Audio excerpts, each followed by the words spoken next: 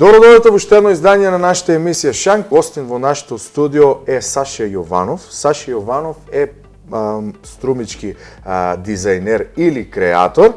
Па причината поради кој што тој е овде во нашето студио е поради тоа што неодамна имаше своја фотосесија на моделите кои што ќе го представуваат неговото име во периодот од есен-зима. Така ли, Саша? Да. Ајде, најпрво добро дојде во студиото. Како си? Добро ве најдов, одлично.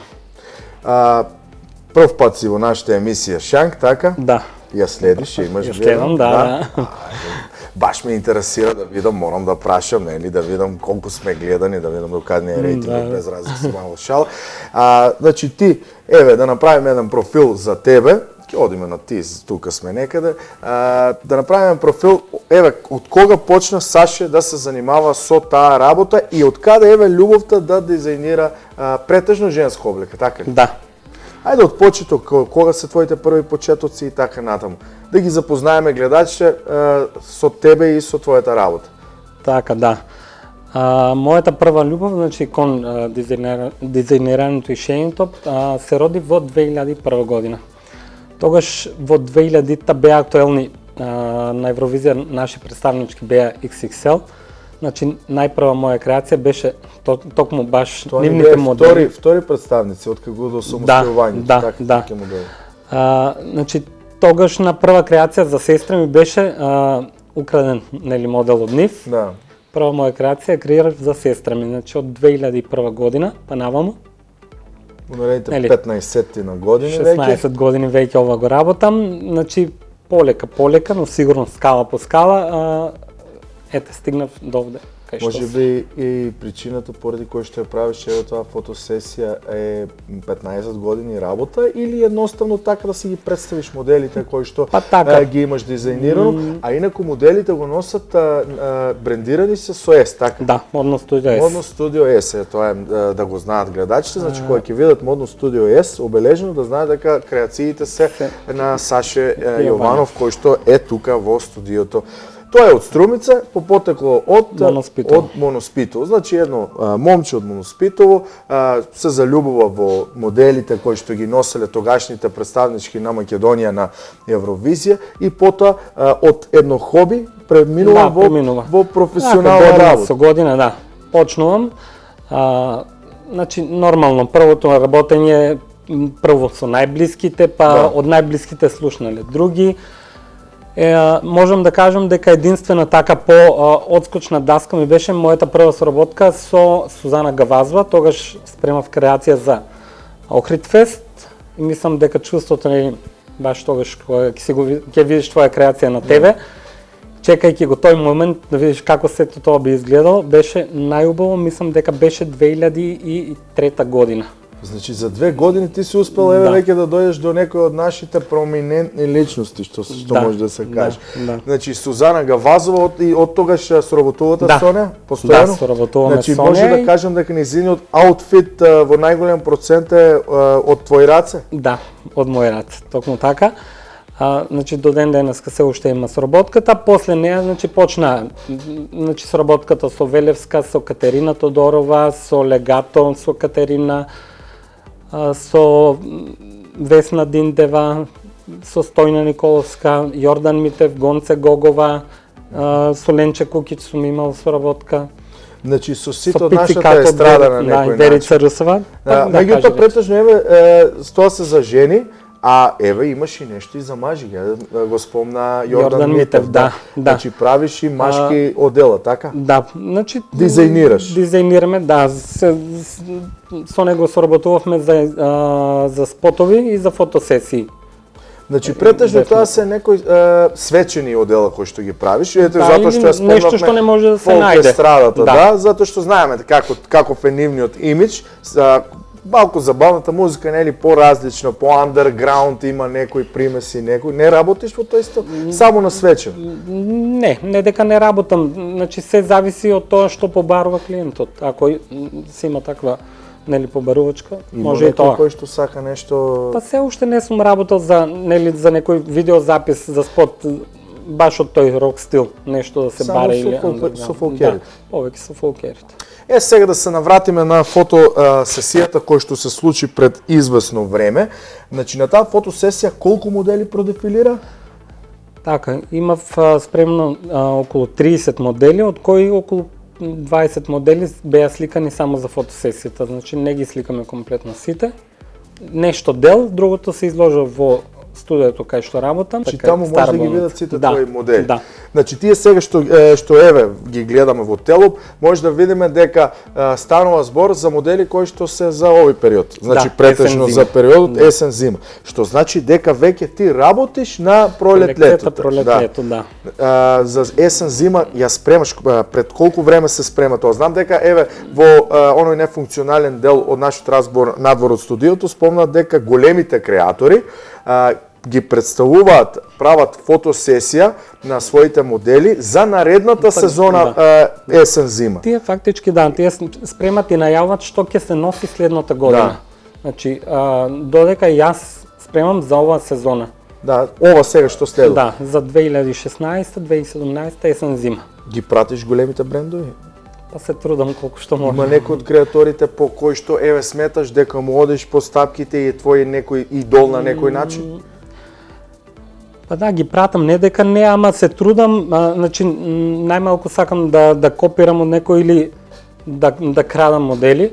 Значи се трудам толку колку што можам јас сам. Секогаш не можеме да измислиме нели топла вода што се вели, мора нешто да се повтори, сега комбинациите се различни, така ќе му дојде. Да, колку и да сакаме исто да биде, тоа не може, бидејќи тие работат со многу на друг начин. Значи тука веќе се дизајнира, чипки материјали се произведуваат баш за нивната намена и само за нив. Значи не се наоѓаат истите материјали за да може истото да се направи. Значи, тоа ќе му дојде дека се што е направено за нив, за разлика кај нас ние мора да ги најдеме некои одредени материјали, направени готови. И нема да биде исто, значи може да биде слично на тој модел, а потполно исто, тоа мислам дека и никој не може да го. Во Македонија немаме тако. Не. Сите работат на исти принцип, имаме знам многу тоа креатори. Значи сите тие дезени на материјали им се заштитени. Па дури можеби не велам дека нема, пример материјалите на Dolce & Gabbana ги имаме се премногу скапи. Дури кај нас и многу ретко некој што може тоа. Тоа на некој начин се нарекува висока мода, така е? Да. А за да влезеш во кругот на таа висока мода треба многу работа и пред се некој тоа да го примети од големите светски куки, така. Да. За жал тоа кај нас се уште. Таква ни е ситуацијата економската, знаеме как. Меѓутоа не треба се жалиме. Тука кај нас има и некои кои што имаат многу повеќе од тие таму кои што живеат во развиените земји. Значи на некој начин комбинираш различни стилови кај тебе, немаш некој претежно застапен стил, а сега не знам како ги нарекуваат креаторите, има нели за свечено, има како... Да, значи стрикно работам повеќе за свечени работи, значи за свадбени, матурски... Не си правиш некој експеримент? Црвен тепих, кај нас. Експеримент сум правил, не дека не. Значи сум работел нешто и како за висока мода, но за жал тоа не успева кај нас, бидејќи тоа може да се побара само за некој, пример, видеозапис. И едноставно никогаш ќе ти стои само така во плакарот и никогаш нема да го продадеш и некој да дојде го земе, затоа што едноставно нема да ти биде исплатливо да го продадеш. Да, и нема кај да го носи овде кај нас и да.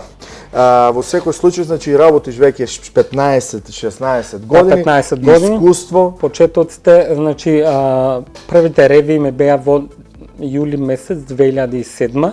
Во 2007 година беше првата ревија? Првата ревија.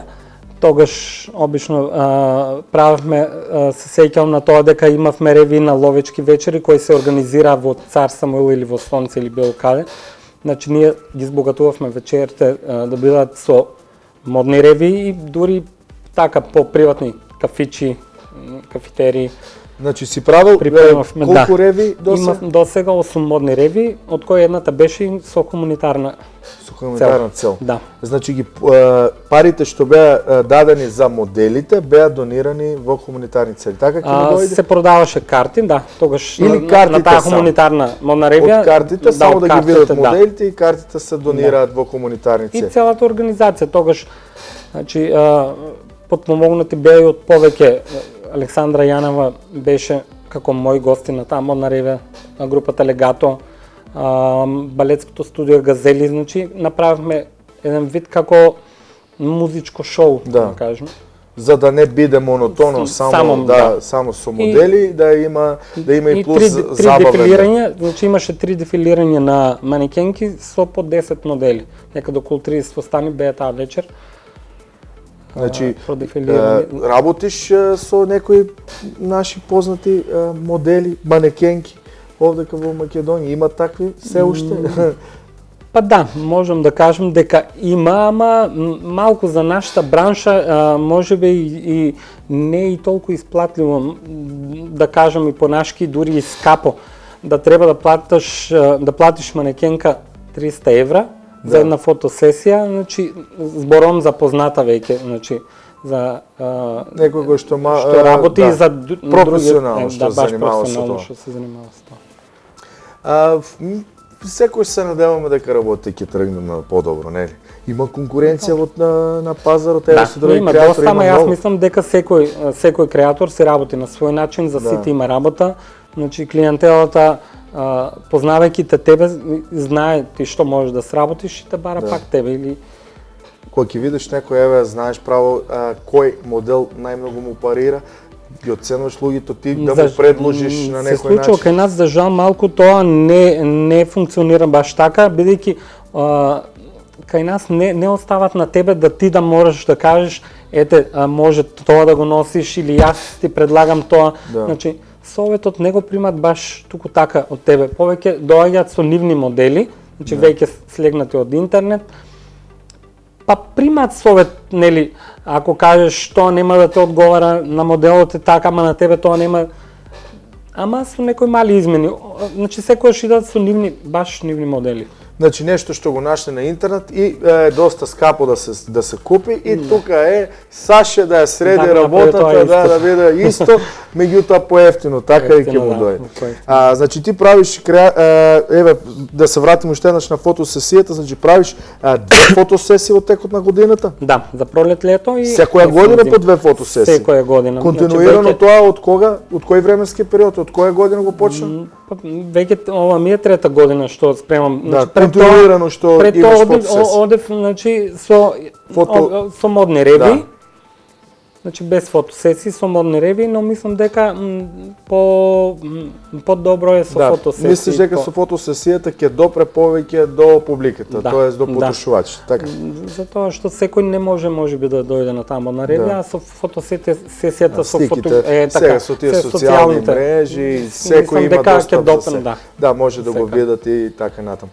Саш, јас се няма те задржиме повеќе, се надевам дека ќе продолжиш и понатаму да создаваш се повеќе и повеќе оригинални твои модели со кои што ќе бидеш нормално и ќе станеш многу поголем бренд од тоа што си и ќе дојдеме до едно ново наредно дружење со тоа ново искуство во твојата бранша, со твојата работа. Благодарам уште еднаш што одвои време и беше дел од новата емисија Шанк. И благодарам и на вас, мило беше што ме поканивте. Па следниот пат пак да го промовираме. Се гледаме во наредна прилика, така.